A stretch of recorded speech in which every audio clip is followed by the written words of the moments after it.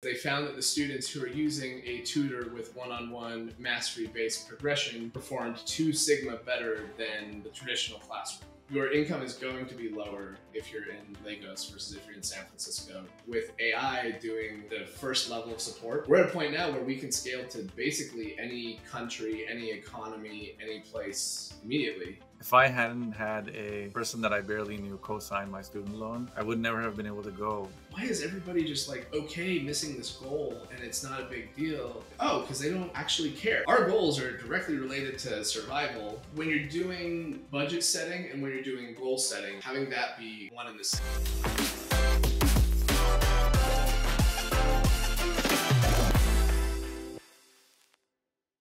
Austen, thank you so much for taking the time to speak to me. I really appreciate it. I have been a huge fan of yours since the Lambda School first launched. I was like, this is such a phenomenal idea, and I wish this had been around for so much longer. So it's been really, really interesting and exciting to follow your journey as you've been building up that business. I was researching for our podcast, and I listened to you talking on a bunch of shows, and I learned about the 2 Sigma problem, Bloom's 2 Sigma problem. Yeah. So maybe I want to start the conversation. I know you're probably bored of talking about it over and over, but Never. For our audience, what is Bloom's 2 Sigma problem? Yeah, so Bloom's 2 Sigma problem is probably less of a problem than a solution to a whole lot of education's woes. But yeah, I was a researcher by the name of Bloom. I believe I was in I think it was the 80s. It was a while ago.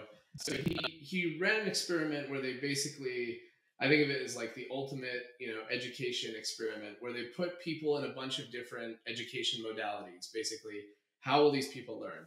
This group, and they filtered for and solved for all the stuff that could convolute the study, as you always do. So they put one group in a traditional classroom. Teacher sits at the front and lectures. They put one group in one-on-one tutoring type environment. And then the third group, they put in kind of a one-on-one tutoring to mastery. So basically, the curriculum difficulty and level automatically adjusts to where you're at. And we're going to focus on one thing until you've mastered it one-on-one with the tutor. And then we're going to move directly on to the next thing. And the 2 Sigma problem has that name because they found that the students who are using a tutor with one-on-one mastery-based progression performed 2 Sigma better than the traditional classroom. And so you have to kind of, what does that mean, right? So 2 Sigma means the median student, or the student who would be right at the middle of the bell curve, 50th percentile, they performed better than the 98th percentile student in a traditional classroom. So basically you move half of the class to where they're 98th, 99th percentile. Just a massive, 2 Sigma shifts don't happen in nature very often. 2 Sigma is a lot. A single Sigma is a giant delta.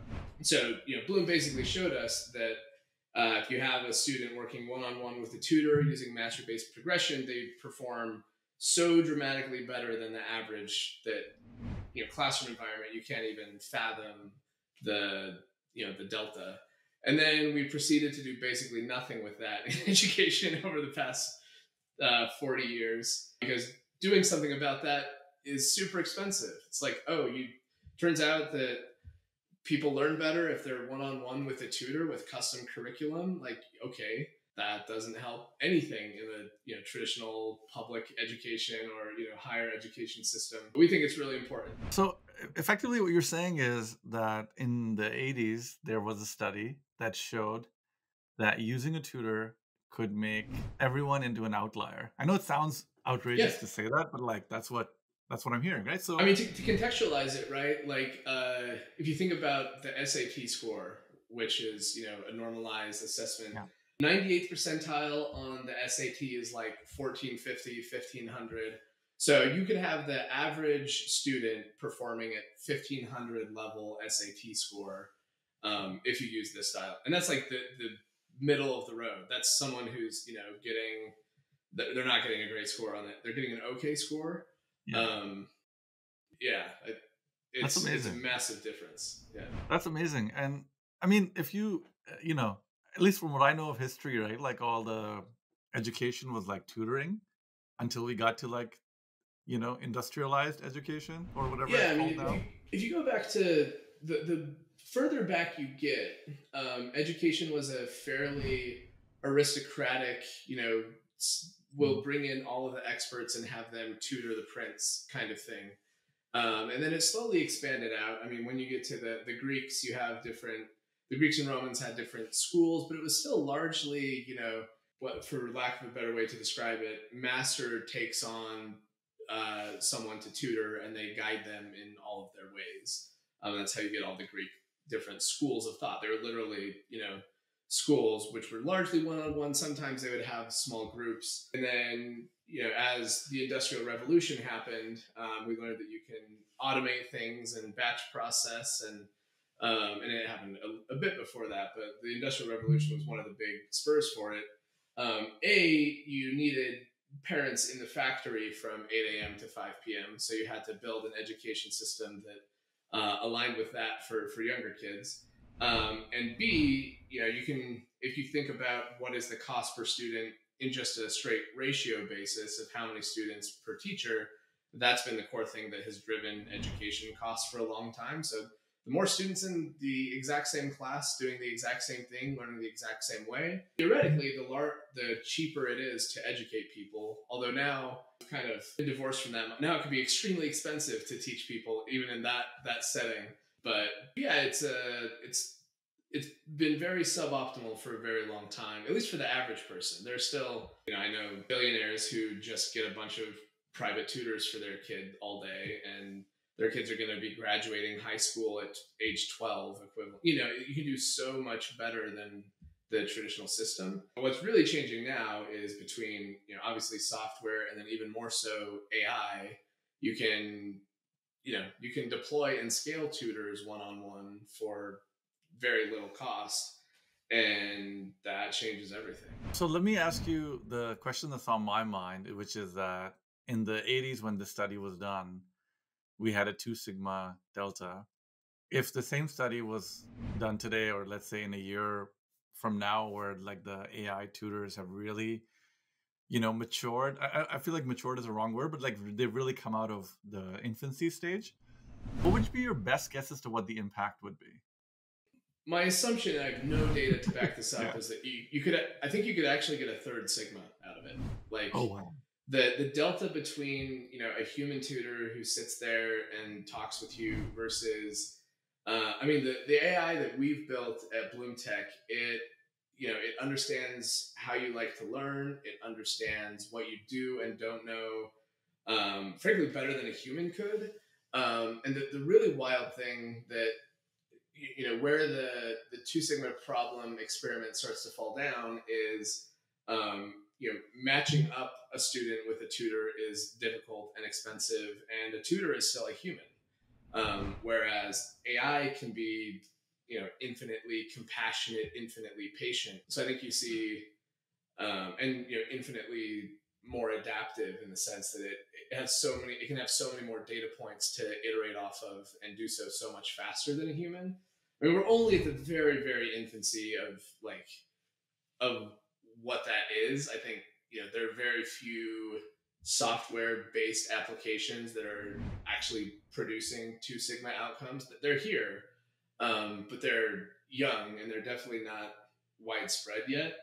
Um, but I think there's no doubt in my mind that, 5 years from now, probably even faster than that average student will learn so much. And I say the average, meaning like the average student in the world could absolutely crush the outcomes of what they're experiencing today. And there are schools that are seeing this at a very small scale, and it's ridiculous. The outcomes are insane. If we just extend that line out, it looks insane, right? Like in terms of what's possible. And I totally relate to your point about human tutors, because I've been teaching people how to code since I can remember. Mm-hmm. And I'm a fairly impatient, like I think I'm a very patient teacher. Like a lot of my people who I teach how to code will say, oh, you're very patient and whatever, but in on the inside I'm not that patient, and I feel like I could be a lot more. But there's demands on like time and how well you've slept, and what else you have going on, and whether you're distracted or not really there. And with just chat gpt alone, the number of times I've had to help people debug basic things, right, like how do you do this in Python or whatever, Mhm. is has gone down by a factor of like 10, because they will be like, oh, I had this problem and I ran it through chat gpt and it gave me this thing. So, 100%. and chat gpt is not even like a programming tutor per se, right? No, you To have to. I mean, you have to bend and abuse it to make it a really good programming tutor. yeah. We can talk about the inherent flaws in ChatGPT as a tutor at some other point. But I mean, there's also like, we've seen something that's really interesting, especially in programming, that it can be so much better than a human at times, where we'll have students. So we have our own what we call LearnBot that we've built internally, and a student will be like, hey, I keep getting an error on this, and the LearnBot's like, okay, paste your code, and they paste their code, and it's like, oh, you misspelled your variable name right there. Like, as a human, it would take, I'd have to like try to figure out where the error in the line is, and then try to look at it, like, especially if it's a subtle misspelling, it's not immediately obvious to me. Whereas to a computer, that's Yeah. the most obvious thing you could possibly have. Yeah. Yeah. And the other thing that I struggle with is oftentimes I will have like one or two people that are learning at the same time as I'm trying to, maximize my time. And it's so hard to kind of let people grow at their own pace if you have two or three people, because you're tempted to go after the kid that's like really going fast, but you Yeah. also don't want to bring everybody along. And I feel like the slowest kid regulates everybody's speed. Yes. Or the slowest Especially student, in I the guess. traditional model. Yeah. Yeah. What a lot of traditional schools tend to do is draw a line somewhere and say, we're going to line up around that. So Mhm. generally speaking, if you have a bell curve of different speeds and levels of understanding, they'll pick somewhere in the 20 to 30th percentile and be like, we'll teach to that, because then it gets enough of the bell curve that we're not leaving very many people behind. But also the tail end of this bell curve, they're like, we can't go at that pace all day, that's another, the level of divergence in preferred speed is as important. People often think about the people kind of the tail end of that bell curve, the people who really struggle. Like, that's definitely important. It's far more important actually for the people on the other end who just get to the point where they want to kill themselves. So yeah, it's been really interesting. Okay, so you said one more thing, that was these sort of learning tutors are going to impact every student in the world, right? And I feel like that is such a humongous opportunity, right? For especially for countries where the education system is garbage to begin with, right? You really have to struggle to be able to get out of that and achieve your full potential. So tell me, I guess, any anecdotes or stories about what you're seeing already from, you're now an expert in the space, right? So what's the what does it look like, right? So these tutors are there, they're effectively low cost, or like cost is, I would say there's cost will at the limit It's approximate zero. negligible relative to what it was, for Yeah. sure. Yeah. I mean, I can tell you from our own experience, there have been, so we built Lambda School, now BloomTech, with a lot of assumptions in the United States, right? What a data science instructor or a software engineering instructor gets paid. What early outcomes are. In our particular model, we're basically getting paid after students get hired, or students are paying after they get hired the vast majority of the time. So our growth and what we can do is inherently tied to what students are making on the other side. So, if you start to, we've ran pilots in countries like Nigeria or, Kenya, where, there are remote jobs out there, but regardless, there's such a different job market. Your income is going to be lower if you're in Lagos versus if you're in San Francisco, no matter what happens in remote land, right?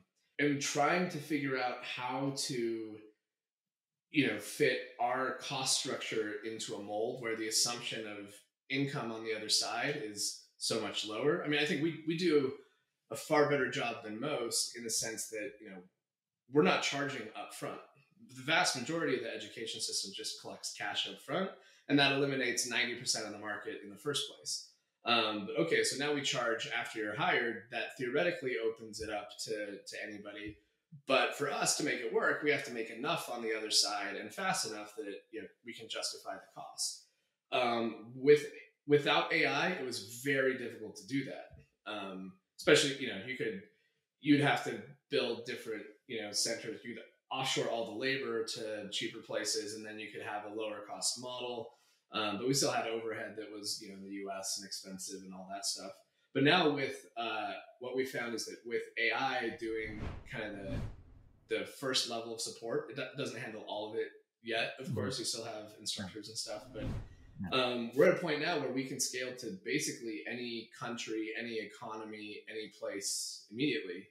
And we haven't been very public about this, but you can actually enroll in BloomTech again from India or Kenya or Nigeria or Mexico or Colombia or wherever. And it will end up being less revenue for us on than it would be to train somebody in San Francisco. But it opens up our market very significantly. So yeah, we think of our market as anyone who can learn to code, who wants to learn to code, or do data or whatever, anywhere in the world, and we can serve all of those people profitably. That's very exciting for us, to say the least. Oh yeah, it's very exciting for me too, because so I'm originally from Pakistan, and we have a lot of talented people there, and finding engineers is not hard to do. There's a lot of smart people there. It's just that there's no training and there's no infrastructure. So the challenge for me and for a lot of people in in those regions is like, you have to hire smart people, and then you have to put all the energy to train them, because they just the systems aren't built out enough. There's not enough companies and whatnot. I guess the beauty of your model is that they don't have to pay anything up front, because when you were saying that, I was like, well, how is a kid from India going to afford like this program? But then it occurred to me, like, but they don't pay until they're done, right?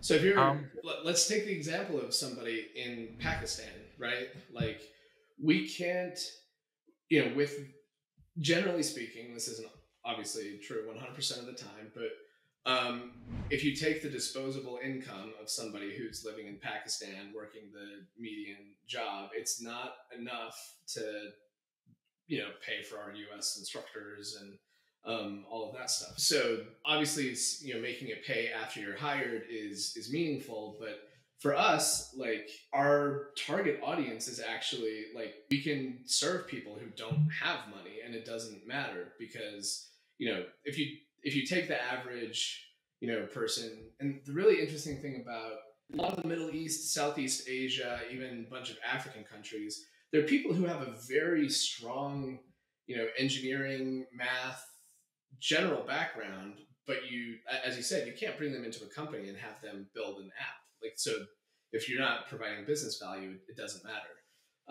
So taking someone who has a good mind for math or science or analytics or numbers or whatever, and teaching them to code, we see people's income in India, as an example, double. So they go from making US $10,000 a year to $30,000 a year. Well, now you can pay for whatever. And even we can actually make the economics work at as low a point of if you start making $20,000 a year, we can extend the payment so that basically, if we can increase your income by $3,000 a year, the school will pay for itself, and anything beyond that $3,000 a year is pure. I mean, it's profit to you. So, which is not hard to do. Not hard at all. And I have so many thoughts here, but I'm going to try to try to stay on some theme. But for the longest time, my go-to advice to everyone has been learn to code.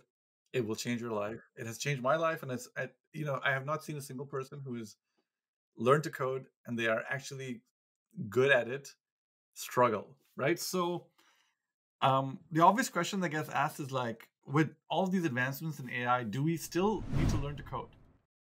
Yeah, I mean, I think about this a lot, and I talk about this a lot with Sam Altman and Amjad at Replit, who are kind of and Nat at GitHub. the forefront of let's teach computers how to code. And some of those are investors in us, some aren't. But what we're seeing at a very high level is like being able to like write the correct syntax, to know where to put the parentheses and the colons. Like that is far less important than it was in the past. Like computers are really good at writing the correct syntax, but knowing what to write and knowing what code is going to work really well given all of the context of everything else. I mean, basically, this is a very belabored analogy, but there are people in like the time of Henry Ford who were building their own cars and then driving it, and that's what it took to be a delivery driver. You look at what being a delivery driver is today, still very highly paid, but you don't have to know how to build a car anymore. There are, of course, people who are like engineering a car from first principles, but there are far fewer of those than there were, hobbyist tinkerers. So I think we'll see a similar.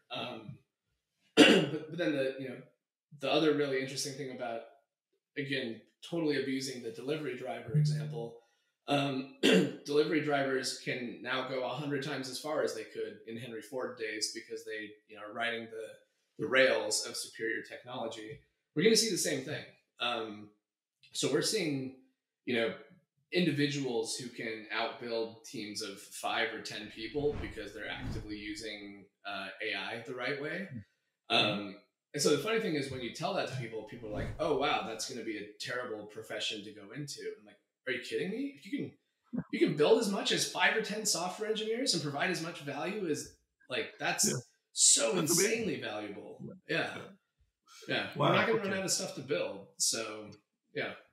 100%. And I totally agree with that. I think that makes total sense. Okay, so I guess the question I wanted to ask you before we kind of got down this rabbit hole was like, what is your intrinsic motivation to build BloomTech? Why did you build this company? You could have built anything, right? So why this one?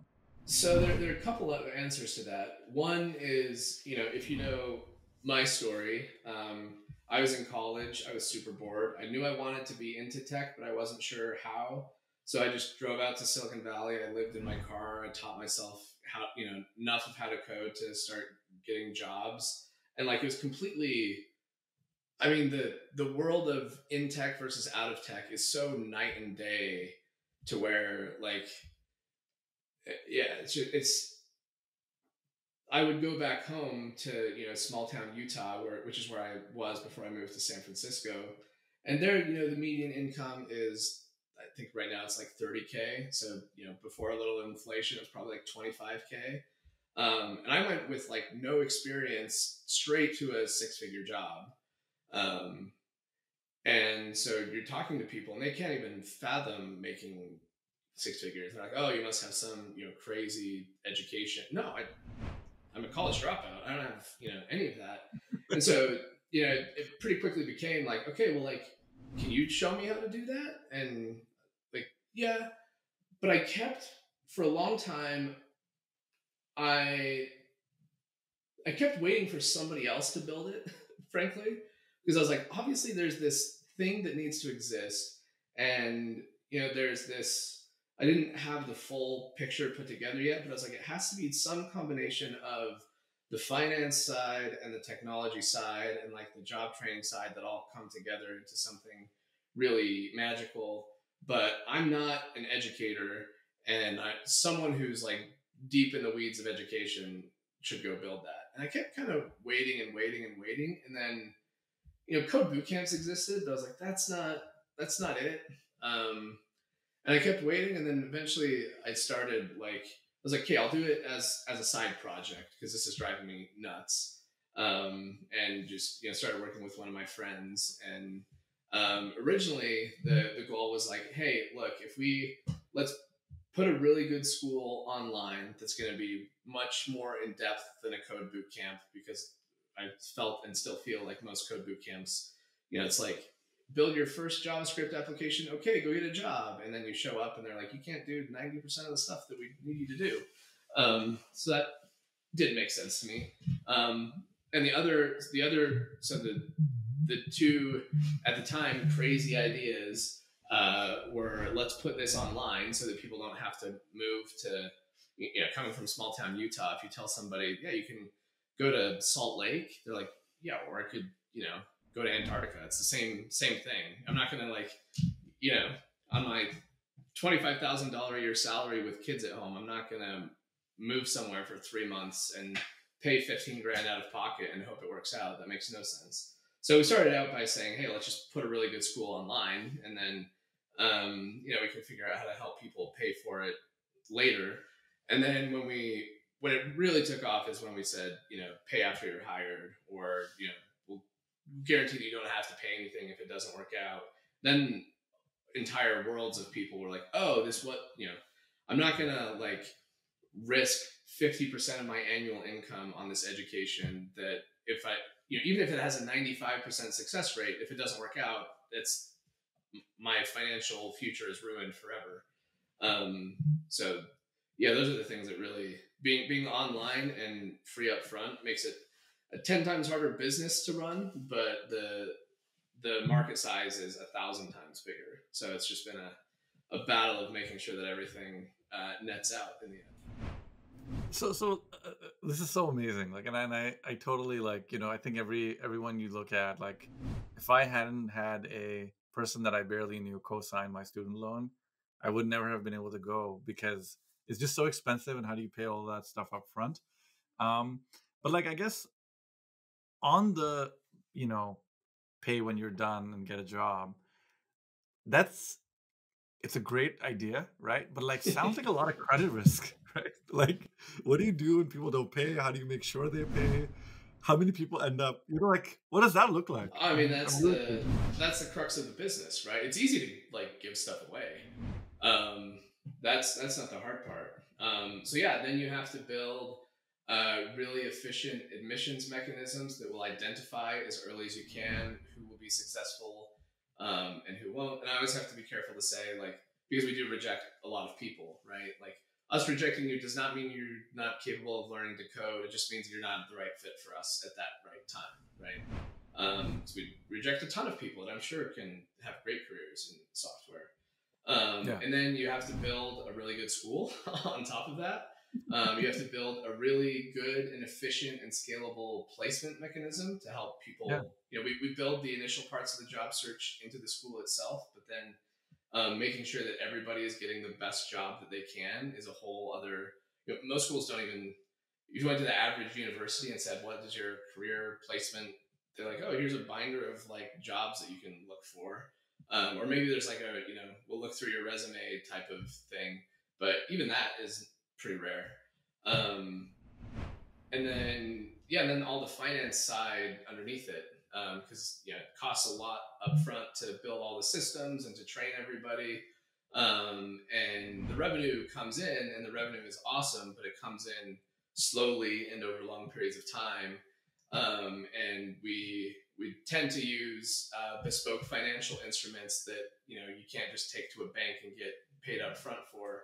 So then you have to build the data and history and financial wherewithal to go find financing to where you can borrow against, or find some way to fast forward some of that revenue. And yeah, those are just that. those are things you have to solve. Yeah, it's a hard problem for sure. I guess as I was doing my research for this podcast, I also noticed I live in my own little bubble. I'm building my own company, so I don't really know much that I'm not supposed to. So as I was doing research, I was really surprised. There's a lot of negative stuff about Lambda School, and I didn't read every single article in full depth. I'll admit that. I don't understand. You're giving people who cannot afford to learn to code free. You're taking all the financial risk. So I guess what is if you were to take the shoes of one of your critics, why? I guess what is their best, most logical argument? Yeah, there are a number of different critics in different ways that. So there within education, there's always the camp that is, you know, education should be free, full stop, and anybody who is proposing to profit from education is harming that effort. Um, that's just always there. There's also a contingency where we very actively and vocally say you don't need to go to college to be successful as a software engineer. And that is a bad thing to say, according to many, many people. There, when we were scaling really quickly, we had a lot of the like a lot of the school experience was like, you know, one-on-one working with a TA. And so if you had a bad TA, people had, you know, or a frustrating experience with the TA, people had frustrating experiences there. I mean, from financial regulators and kind of the people in the fintechy side of the world, they say, you know, yes, you can make it so that people don't have to pay, but they're still putting in time and effort and energy. So if someone goes through school and is unsuccessful, you know, that's still a bad thing, which I agree, right? We want to minimize that. And that's true in every school. The biggest criticism was our use of income share agreements. And that is an instrument that we didn't create, but we kind of popularized, where what you pay the school is a percentage of your income. So it's directly tied to how much you make. It is capped, so there's a, you know, maximum amount, and if you hit that threshold, you're done. And you don't pay anything unless you're earning, you know, above a certain threshold. And you know, if you don't meet the criteria after a number of years, you know, 5 years, you've never landed a software engineering job, then it falls off and it goes away. We thought that was an incredibly elegant, very student-friendly thing.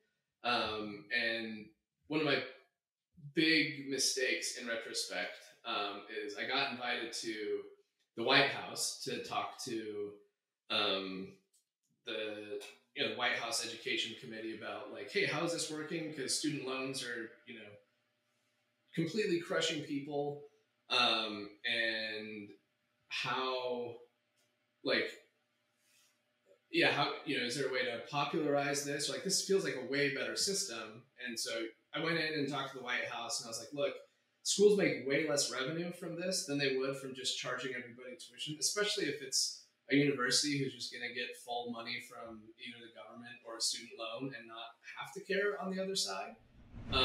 But it's way fairer. The schools have way more skin in the game. And the White House was like, yeah, this is the solution. We're going to, like, start pushing this. The problem was there was a Trump White House at the time. And so it was Betsy DeVos and Jared Kushner who began championing it really heavily. And anything that they say, the inverse reaction was pretty extreme. So all of a sudden we were getting, like, yeah, there's a lot of this is like political undercurrent that underlies, you know, there's a multi-billion-dollar university school system that's just getting paid direct from, you know, every year it's an average of some ridiculous amount between student loans and Pell Grants and, you know, direct from taxpayer aid going to colleges. It's a massive, massive industry. And we kind of kicked the hornet's nest, and we were probably more vocal. Well, we were very vocal in doing so. I wasn't shy in saying, hey, I think, you know, here's our outcomes report. You guys should all put out outcomes reports too.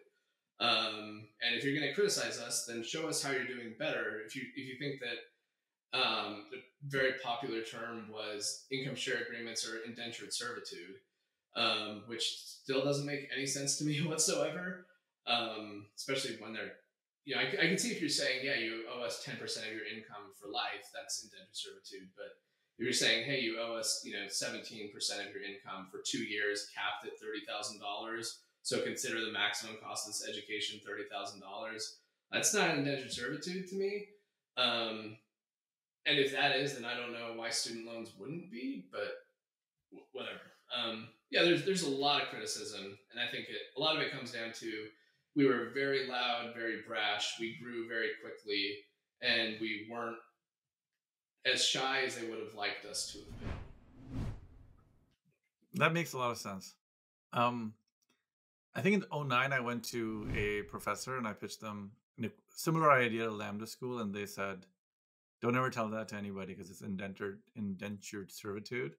So I had to go look it up to like, what does it mean? What What does is it mean? indentured servitude? You're And like, you know, oh, so it's slavery where you pay off the it's slavery by like slavery, and I was like, wait a putting in second. time.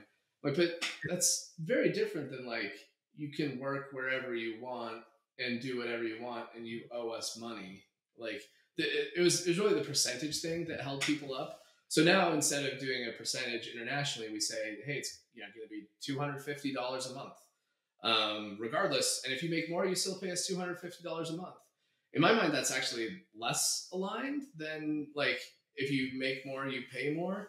But then it looks enough like a loan that people can't get mad about it, because you can't say you can't charge people $250 a month if they're successful. Like, of course you can, right? Of course you can.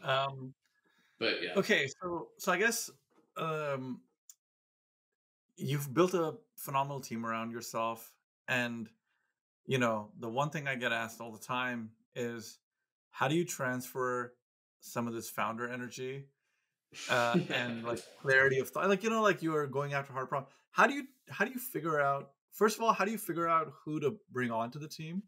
yeah. And two, how do you get them to align on this big mission that is full of hurdles and roadblocks and, mostly misery, but like some good times? A lot of misery. Yeah. No, I think across the board, um, I've been at this for several years now. The biggest thing that I've learned is having the right person in the right seat going after the right metric is everything. If you have 10 pretty smart people moderately aligned going after something, it's 100 times worse than the one right person going full steam ahead at the one thing that they're trying to fix. So a lot of being a founder is just getting the right people in the right seats oriented around the right stuff. I've, there, I could talk on all of this for hours at a time and have more scar tissue than I would ever like to admit or wish that I would have had. But I think that where a lot of companies fall down, and I have a kind of tweet storm on this, is especially as you grow bigger as a company, you start to fall prey to, there are very well-meaning people who want more process and more clarity and more presentation. And so you start to enter this world where and it happens very subtly, but it's a very strong pull to where what somebody presents and how they present it starts to matter more than what they do and whether they're actually moving the metric, which kind of repels people who actually move the metric and attracts people who are really good storytellers and sometimes really good bullshitters. Like I think one of the things that surprised me as a founder is how often, like, I get that if you're, going out and you're trying to raise money, you have a pitch deck, you're going to try to make those metrics look as good as possible. What I didn't realize is that, when you're talking to a VP and they're coming to you trying to show you their numbers, they're doing the exact same thing. They're trying to show you how they're absolutely crushing it. And every once in a while you dig into the numbers, you're like, no, this is actually really bad. And you're just like, you're lying to me because you want to feel good and you want more resource, and lying is perhaps too strong of a word, but like, so there are a couple of things that matter a lot. One is keeping process to an absolute minimum. And I thought that like my mental model when I first started growing the company was like process is a necessary evil to like keep everybody aligned, and as stuff grows bigger. But what happens is you spend all of your time on process and none of your time actually doing stuff. And it's super hard to fight that, but super important. And then the spiral that happens then is people get rewarded for presenting instead of for doing stuff, and so the presentations just become more and more elaborate. And before you know it, no one's doing anything, but everyone's talking about what they're going to do all day long. And the other thing is like, I think at times I have held like all of the weight on my shoulders and not let anybody else feel any of that, because you're like, look, I'm the founder, I'm the CEO. Like, I've seen so much stuff that you guys can't even imagine, and I want you all to just be happy and be able to go to work and show up in the morning and do your stuff, and work towards this goal. But what I found is that if people don't contextualize or understand why that goal is important, it's very, very difficult.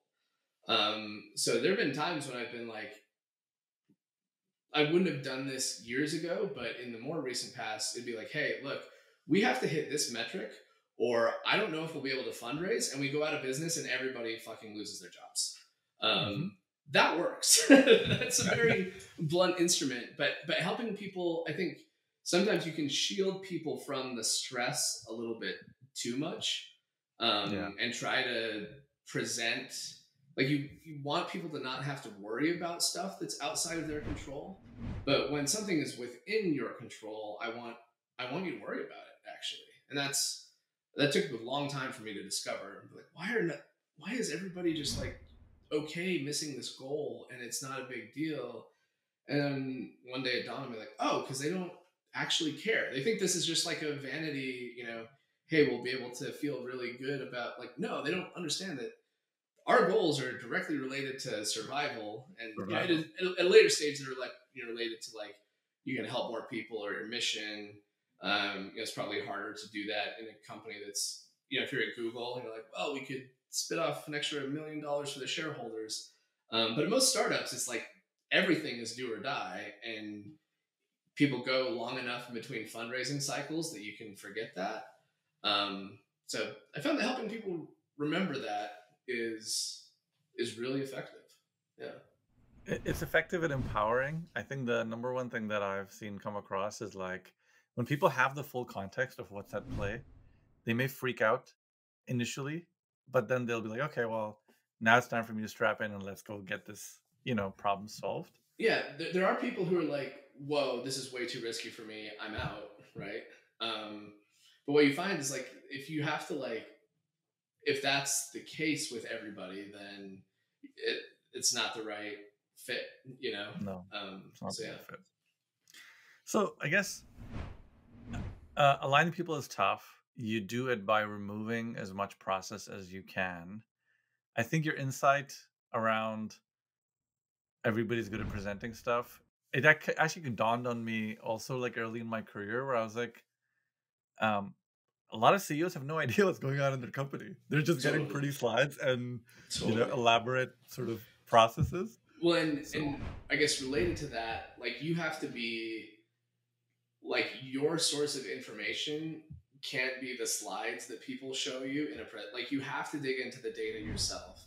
You have to be able to like not only know where the dashboards are, but like be able to manipulate the dashboards, write some SQL if you have to, or at a minimum have someone around you that can answer a question in a non fluffy way. And the other thing that I think is really important is if you look at like the most efficient way to move and get stuff done is to have a dictator sometimes. Sometimes you have to be that dictator. Sometimes you're empowering somebody else to be that dictator. But companies do not run very well on democracy. There has to be a single decision maker who is responsible for the decision they're making. And there have to be times when people can disagree and commit, or they can leave. And Yeah. I tried for a long time to like, I think one of my bigger problems as a CEO in the early days, I didn't want to be a jerk. I didn't want to be a douchebag. And so I was like, yeah, like let's, and after a while I'd be like, this is all bullshit. Stop it. We're going to do this. And everyone was like, finally, like some clarity and some leadership. And I was like, oh shoot, I skewed way too far to one side. I mean, there are, you can, I, yeah, I tweeted something about this today. Like every time I am like, let's be more hardcore and let's cut out more of the bullshit and let's like get down to brass tacks and let's do the stuff that actually matters. Um, there's always in the back of my mind, like, oh, people are going to revolt, for some reason. And even if when you say something about that in public, people are like, oh, you're just gonna, drive your employees harder and make everybody work ridiculous hours. Like, I don't think it's even directly related to how many hours people are working or how hard they're working. It's what you're working on and the level of quality that you're expected to do something at. And my my biggest mental model for a founder or CEO is someone who's just completely allergic to bullshit. If you see unnecessary process or waste of time or people dancing around the fact or trying to make each other feel good by lying to themselves, just being able to cut through that is like I think one of the most important aspects of being a founder. I guess you're 100% right. Like, I think I have the same lived experience where every time I feel like I've done something where my team might be like, "Whoa, what about our," and they're always like, "Man, I wish you had kind of said this a week ago because like Yeah. we've lost a whole week of you kind of like, what were you thinking?" And I'm like, Yeah, "Okay." every time I'm like, I'm gonna be really mean right now and tell everybody exactly what I think. Everyone's like, finally, like, where's that been? I'm like, oh gosh, dang Yeah. it. Yeah. So I totally understand. I totally get that. I think the other point you made is like you have to get into the data, and at least for me, like I had a 10-year corporate career, and you there's like micromanaging, and nobody wants to be seen as a micromanager. So for me, it took me a long time to be like, I can be like super visionary, or I can be super down to brass tacks. And going down to brass tacks is not micromanaging. It's actually helping people figure out what they're going to work on. 100%. People are like so. I mean, you always hear like, yeah, the fear of micromanagement. I think is completely misplaced.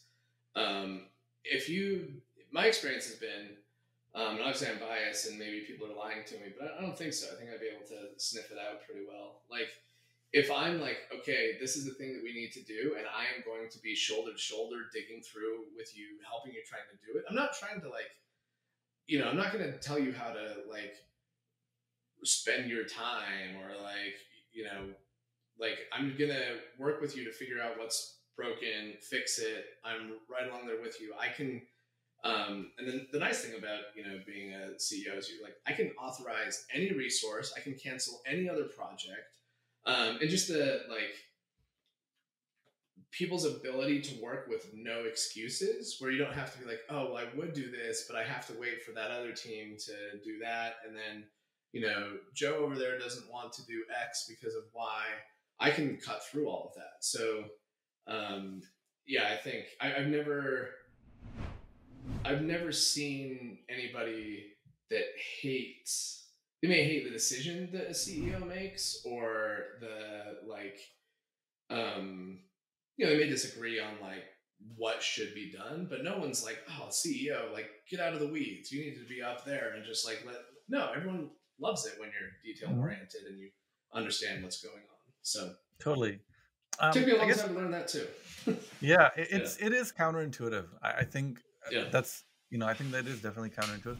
How do you align your HR and finance function together, right? Because they have their own views and they have their own processes, and you come in, the way you're describing it kind of feels like a bull in a china shop, right? So, um, help us kind of understand what your mental models there are, right? Because everybody is looking for more people. Everybody's looking for more control over spend and things like that, particularly in these times. So help us think about that. Like, how do you make sure let people do their jobs, but also get them to align? The important thing that I have noticed is aligning those functions, and not with each other, but directly with the company goals as much as you can.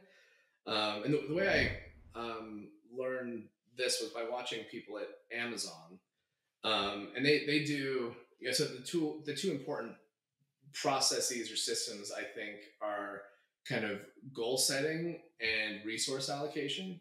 So if you're a normal, and this is just human nature. Let's say you're a VP. It doesn't matter. You're VP of whatever, right?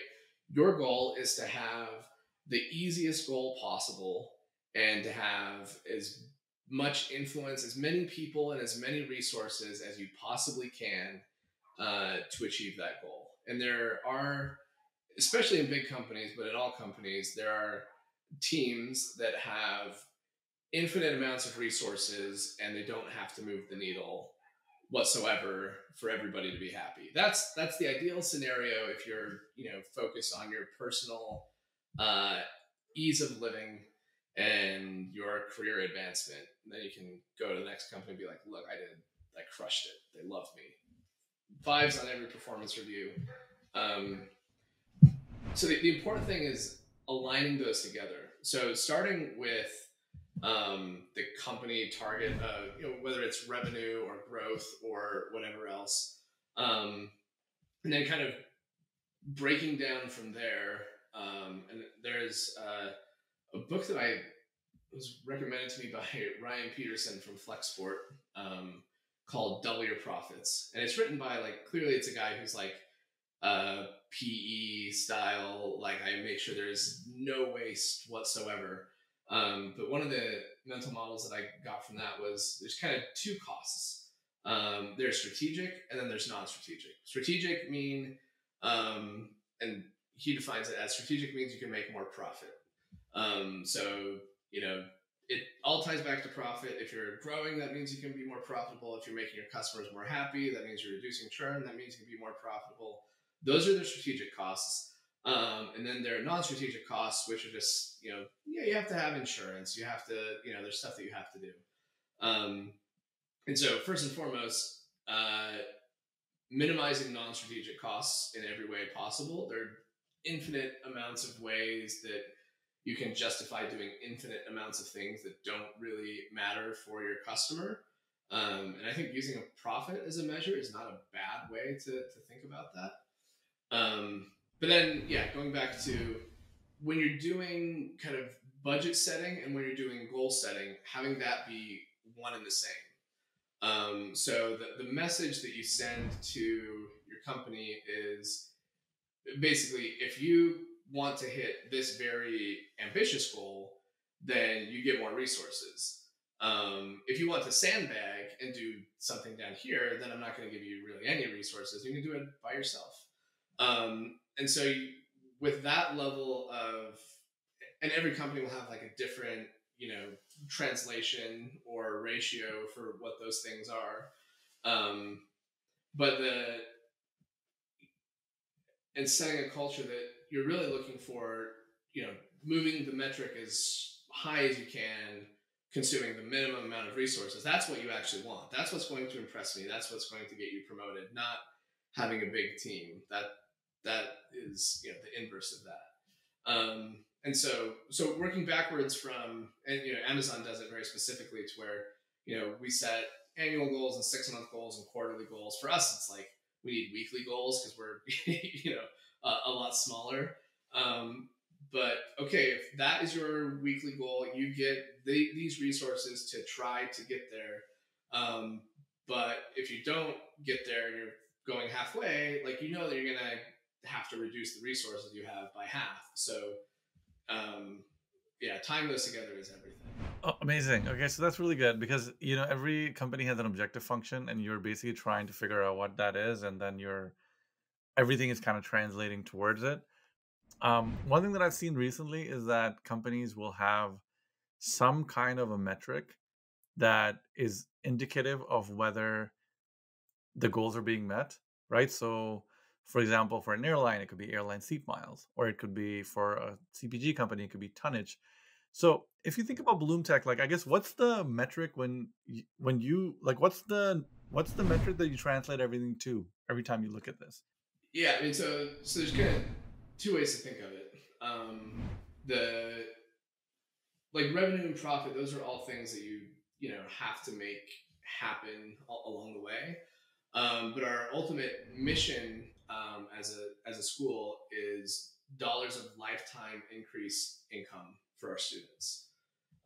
That's kind of difficult to measure over time, but like, you know, theoretically, if you're charging the right amount and you're operating the right way, if I help you increase your income, then that means I can, you know, over time charge more of it, or make your life much better. So yeah, in the short term, breaking down from there, you can do, the shorter, more, and that's like a very difficult to measure, very amorphous, like it's in the billions of dollars already. Um, but yeah, working your way back, it's, increase in income per student. So how do I help you get from where you are to as much money as you can make as quickly as you can? And, obviously in tech, we kind of measure the first job really heavily. Like, hey, we moved you from a very common example would be you're making $25,000 a year, and now you're making $85,000 a year. That's $60,000 in annual increase. I think our median, we do a full analysis on this. Our median is $27,000 per year in increase in income, which is cool because that's like way more than we charge in tuition. So the average student is actually paying for their school in less than a year of increased tuition. So it shouldn't cost anything net. And then of course, that's your first job in tech. From there, you go way beyond. And we just did a survey where we trying to get, because after you're done paying us, we don't get insight into your income anymore. Of course, we try to gather what we can. But there was somebody that I saw yesterday that they came into BloomTech making less than $20,000 a year, and they just cleared the $500,000 a year mark. And so it's like, holy smokes, that's Amazing. you can measure that lifetime impact. That's huge. Yeah. Obviously, that's that person's working really hard. It's not all us, but getting your foot in the door and making that shift is so important. So yeah. Okay, so I have we don't have much time, but I want to ask you so many questions, right? So, let's stick on the founder path for a little bit, right? So, I think every founder that I know has imposter syndrome. I guess, what are your advice or tips to deal with it? I have many thoughts on this. Perhaps the most, this is going to sound, no, I'm going to say it. I don't care. The best way for me the best cure for imposter syndrome that I ever had was spending a bunch of time at the highest levels of the US government. Because you realize that oftentimes, you go on in your life assuming that like, okay, I don't know what I'm doing really, but these other people know what you're doing, what they're doing, and like the world is operating pretty efficiently. When you get to the point where you realize like, oh my gosh, there's actually no adult in the room. Like there's that Lord of the Flies moment where, the kids get done fighting and they get rescued by a boat, but then the boat is actually like this war boat where you realize, I don't know, I think a lot about when I was in like middle school and I would look around the room and be like, wow, it's so cool that everybody in this room is going to grow up to be like a responsible adult who like has all, everything together. And that's what I assumed when I got younger. And then, you get into high school and you're about to graduate and you look around and you're like, wait a minute, like these are the adults now. That clearly did not happen. So yeah, I'd say the first, and you realize when you're on Twitter and as you get to know folks at like the highest levels of everything, like don't get me wrong, there's some incredibly smart founders out there that like I revere. And in some ways they have massive weaknesses. And so, why would I be any different than that? And some of the strongest, smartest people have really learned to double down on their strengths. And when you get to know them really well, their weaknesses are like glaring, but it doesn't matter. So I guess, yeah, one of my cures for imposter syndrome is just, and that's not something that everybody can do, but get to know the people in the highest levels of position of power in the world, and you realize there's They're no just there regular humans. sometimes. Yeah. Yeah, yeah. Okay. You again, so many questions, but like you have a tremendous Twitter game. You know, people follow you like they're and again. I'm like, Yeah. like I'm, a lot of times I'm like reading your tweets. I'm like, that was really cool.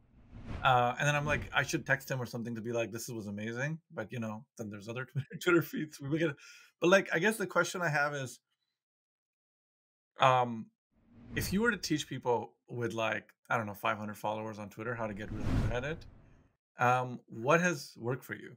Yeah. So I actually wrote a blog post way back in the day that's kind of more of the strategic side of this.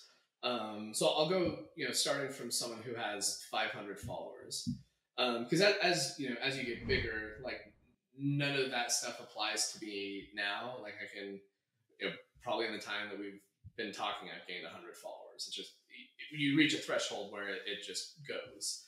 Um, the but when you're younger, when you're smaller, when you're a smaller account, the most important thing.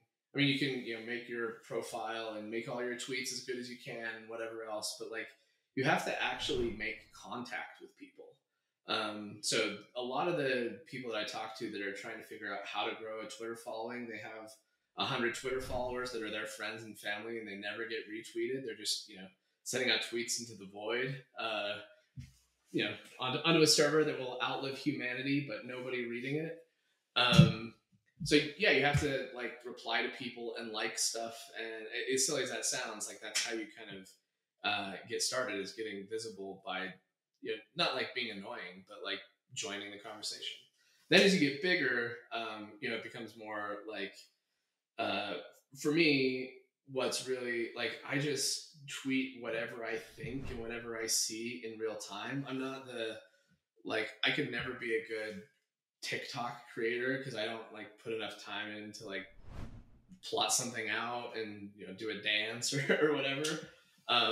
But for me, it's just like there's always a background process in the back of my mind that when I stumble upon something interesting, I'll tweet it out. Or when so it's just it's a very very public journal. And a lot of the time it's just stuff that I'm reading about. That always does the best. You read something like, that's crazy. Like yesterday I was reading an article on like hole-in-one insurance in golf, and like it's fascinating, but no normal person would be reading about that. So I should have tweeted something out and I didn't. But yeah, just share find. And when it comes to I've talked to a bunch of social media strategists, and there have been all sorts of people who've come in and told me how they can help me monetize, whatever else. But it's like, the reason it works is because it is very authentically me. Like the dumb stuff that I say is very me. The smart stuff that I say is very me. And it's really just like, this is what I'm interested in at the given time. And whenever someone's like, that's not what I followed you for, I want you to tweet about this. Like, I don't care. Like, this is what I'm interested in. So, and that makes it very easy and very natural. And it doesn't like, I spend far less time on Twitter than people would imagine, given how impactful it is. Like there are times when like our marketing team will come to me with like a report and be like, "Hey, our enrollments have you haven't tweeted about us in like 4 days. Can you make sure that?" And I'm like, "Oh yeah, like not because obviously I've been thinking about BloomTech. There just hasn't been anything worth tweeting." So okay, so actually, I want to circle back to something that you said earlier, and I was thinking as we were speaking about it. So you oftentimes think about, I'm going to be mean here and I'm going to say what I think is right because this is total bullshit and I want to fix it. Right. And then people are like, oh my God, why didn't you do this earlier? If you reverse that around, how do you encourage people to step up and, I guess, be mean to you? yeah, that's a really good, that's a really really good point. Because as an example, like when you're dealing with investors, there are definitely times when like you'll go into a pitch meeting example and someone's like, yeah, sure, buddy, like that, you gotta do that, you know. So I think, yeah, people will sense that if your guard is down, in the sense of like sometimes it's literally acknowledging, like, please tell me, like, please be brutal here, like I'm not, you know, yeah. Anytime you sense somebody being like, well, you know, you could, you're like, dude, just tell spill me. it. I'm an adult. Yeah. And to be fair, there was a time when I didn't have as thick of a skin as I had now, you know. And yeah, I think inside the company, it's what you reward, and what you appreciate. So if someone comes to you and says, hey, this thing is like totally broken and I'm trying to figure out how to fix it, if you're like, you idiot, like, how did you let your thing get so broken? Then, you know, you're going to get less of that. If someone's like, hey, this is broken, my response is usually like, okay, well, like, we need to fix that. You're good to fix that, right? Like, yeah, totally. Like, good to fix that. Like, okay, well, let's figure out how to get it fixed. And then you get to a point where people are okay coming to you and being like, hey, do you see this metric over here? Like, it is way off. And we're screwed if we don't fix it. Like, thank you. Let's go fix it. Let's go fix it. Yeah. Yeah. So I think, yeah, it's mostly, it takes a while, but it's how you react to things. All right. Yeah. So, oh my God, like we're running out of time and I have so many cool things to talk to you about. So I'll do this very quickly. We'll try to switch to a bit of a rapid fire now. So I guess with everything that's changing, what is the HR leader, like what does the top 1% HR leader in 2024, 25 look like? What are their couple of defining qualities? They're an operator. And I think we've gone through cycles where like people viewed an HR leader as someone who like was kind of a cheerleader and, you know, rah-rahing the troops and whatever else, or like, you know, put together some lunches. Like, I think of a great HR leader as someone who, like, look, there, you know, HR exists as a function first and foremost to make sure the company doesn't get sued. Like, that's the reality of it. So you have to make sure payroll is going out and everybody has insurance and benefits and there's no discrimination, and like that's you know, if you can just do that, that's probably a win. And then the best HR leaders are those who can do that and diagnose and help fix problems within the organization. So that doesn't mean like, I've had HR leaders in the past where it's like, hey, I just wanted to surface to you all of the gossip and like all of the stuff that people, you know, Tommy's mad at Jill over here because like I don't like that doesn't help. Like bring a solution or help fix that, and that's what I look for in an HR leader is an operator who can also make sure the organization is running well. Okay, thank you. Who is someone or maybe one or two people that have had a tremendous impact on you and that you haven't had a chance to thank yet? Oh, let's see. Let's say Paul Graham. I don't know that I've ever said thank you, but he's been like, yeah, he's all. Let's see. Mark Andreessen has just been kind of watching out for us, and like, yeah, he's someone that he's helped me with a bunch of little stuff along the way. Connor White Sullivan, Room research. Yeah, I love Room. Yeah, it's the best. I love it too. Amjad, Replit, yeah. Replit. I need to say, as I'm thinking through this, I'm like, man, I've never said thank you to these people. It's just kind of like everybody goes and does their own thing. And then some of my investors who've been, you know, John Danner, Steve Oskowey, Jeff Richards, Sean McGuire, they've all been super helpful. Awesome. I've got a long Thank you. list. Yeah. I'm gonna clip. Well, I'm gonna clip them, and you can send them that little text to be like, "Hey, look, I said thank you to you in public." Sounds So that's good. pretty cool. Um, I guess top three books. If you had to kind of give somebody three books to read, what would they be? Oh, I mean, it's very. I I think of books as like it's more about what hits you at the right time than like what is objectively a good book. Um, so some of these are going to sound really off the wall, but they've been what's been. So I don't endorse everything that's in these books, but there are thoughts in them that are really powerful. So there's my disclaimer. The Power of Positive Thinking by Norman Vincent Peale. There's a little bit of woo in it, but I think the overall, like, hey, what you expect will happen and what you're looking for will generally be the way the world turns out, I think is really meaningful. Let's see, what else have I been reading? This is a little bit. My favorite book of all time is Fight Club. I love Fight Club.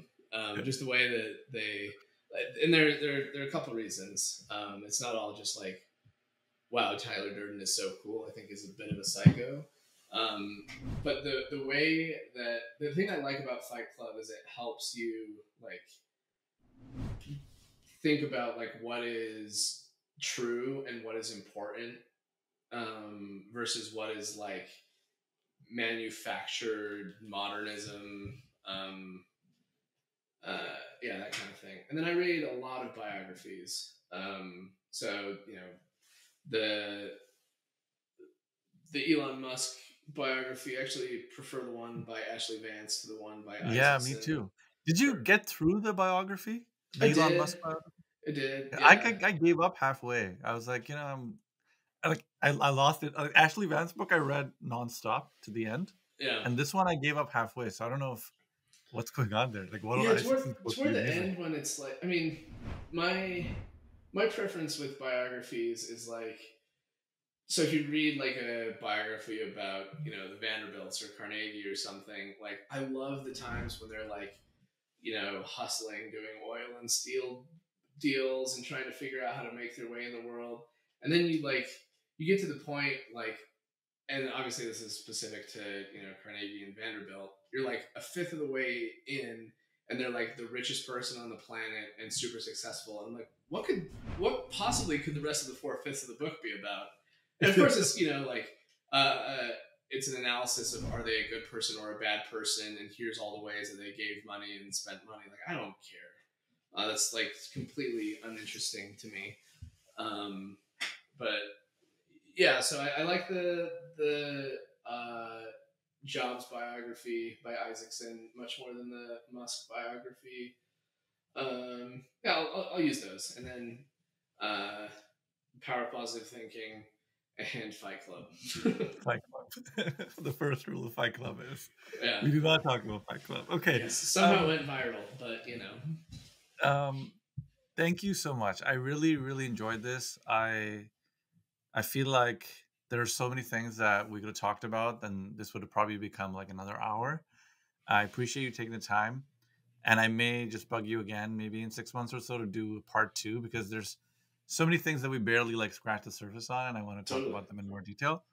Thank you so much. I really, really appreciate it. Yeah, thank you. You're awesome. Thank you. It was good chat.